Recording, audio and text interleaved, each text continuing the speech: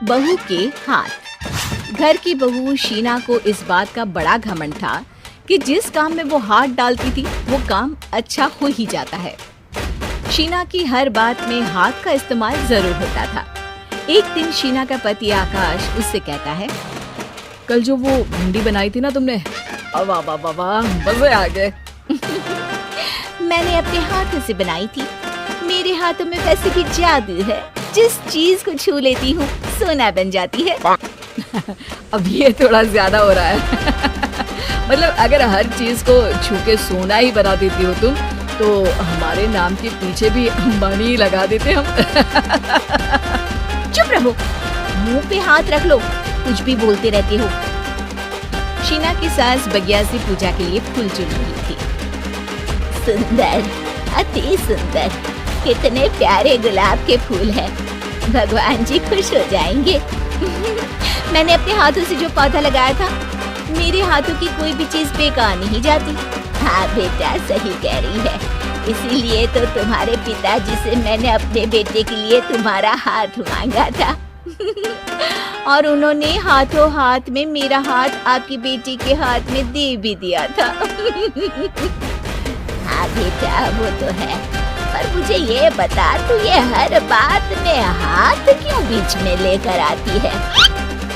माँ जी, पंडित जी ने हाथ मेरा देखकर नैनीताल में कहा था कि मेरे हाथ जगन्नाथ हैं। मेरे हाथों से कभी कोई काम नहीं बिगड़ेगा, तो मेरे हाथों की तारीफ तो मुझे करनी पड़ेगी ना।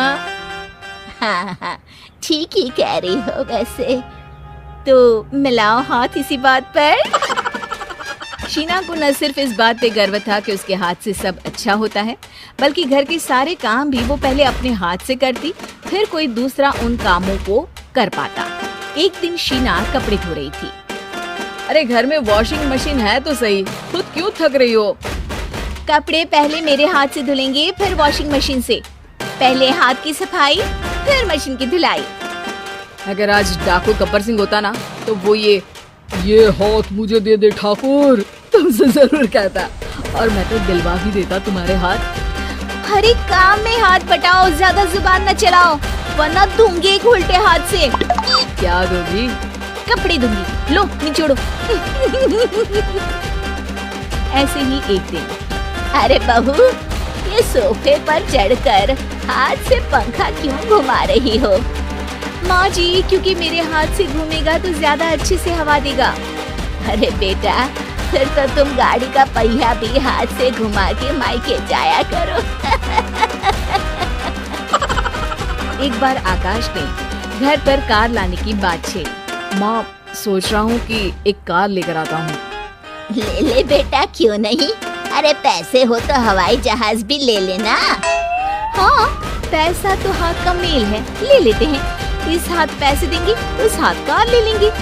मुझे तो लगता है कि बहू कार भी अपने हाथों से धक्का लगाकर घर लाएगी। वो तो नहीं करूंगी, लेकिन सबसे पहले स्टीयरिंग पर हाथ मैं ही लगाऊंगी, ताकि गाड़ी का आना शुभ हो। अरे घर ले आने तो दो, फिर हाथ लगा लेना। लेकिन शीना नहीं मानती। अगले दिन ही सब कार लेने जाते हैं। शीना सेल्समैन से कहती है, भैया ये कार बहुत पसंद है, पैक कर दो। अरे ओ भाग्यवान, 2 मीटर कपड़ा नहीं है जो पैक करवा ले, चला कर तो देखने दो। यस सर, बिल्कुल, टेस्ट ड्राइव कीजिए ना। अरे नहीं, सबसे पहले मैं हाथ लगाऊंगी गाड़ी को, मेरे हाथ अच्छे हैं। अरे यार, हाथ तो मैं भी धोता ही हूँ, और आजकल तो सैनिटाइजर से भी धोता हूँ। मेरे काम में हाथ ना अड़ाओ। अरे टांग ना अड़ा होता है भाग्यवान, हाथ नहीं। शीना ड्राइविंग सीट पर बैठ जाती है और आकाश उसे गाड़ी के फंक्शन समझाता है। देखो शीना, ध्यान रखना, ये है स्टीयरिंग, इससे राइट लेफ्ट जाएंगे, ये है एक्सेलरेटर, इससे स्पीड कंट्रोल कर सकते हैं, और उसी के पास में है ब्रेक, जो तुम्हारी जुबान में शायद मिस है। ठीक है, ज्यादा भी सिखाने की जरूरत नहीं है। मेरी माँ तो कहती है कि मैं अगर अपने शुभ हाथ लगा दूं तो जग घूम जाए। तो ये स्टीयरिंग क्या चीज है? शीना गाड़ी स्टार्ट कर देती है और स्टीयरिंग को घुमाती है। एक्सीलरेटर पर धीरे से पैर रखकर शोरूम के बाहर के एरिया में गाड़ी घूमने लगती है, जहाँ दूसरी गाड़ियाँ भी रखी हैं। देखा मेरे हाथों का कमाल। अब ब्रेक दबा दो, आगे गाड़ी है। शीना आगे गाड़ी देखकर घबरा जाती है और पाँव गलती से एक्सीलरेटर पर पड़ जाता है। कार आगे खड़ी एक बड़ी गाड़ी में घुस जाती है। दोनों कार से उतरते हैं। सेल्समैन भागते हुए 7 लाख की गाड़ी खरीदने आए थे और 15 लाख की गाड़ी खरीदी। Oh my God. आकाश की माँ आकाश और शीना घबरा जाते हैं। इतना सारा पैसा कहाँ से आएगा? तभी वहाँ मैनेजर भी आ जाता है, पूरा माजरा समझता है। अरे टेंशन मत लीजिए, गाड़ियों का इंश्योरेंस था, आप जो कार लेने आए थे वही खरीद लीजिए। पर मैडम, जब तक आप सीख ना ले तब तक गाड़ी मत चलाइएगा।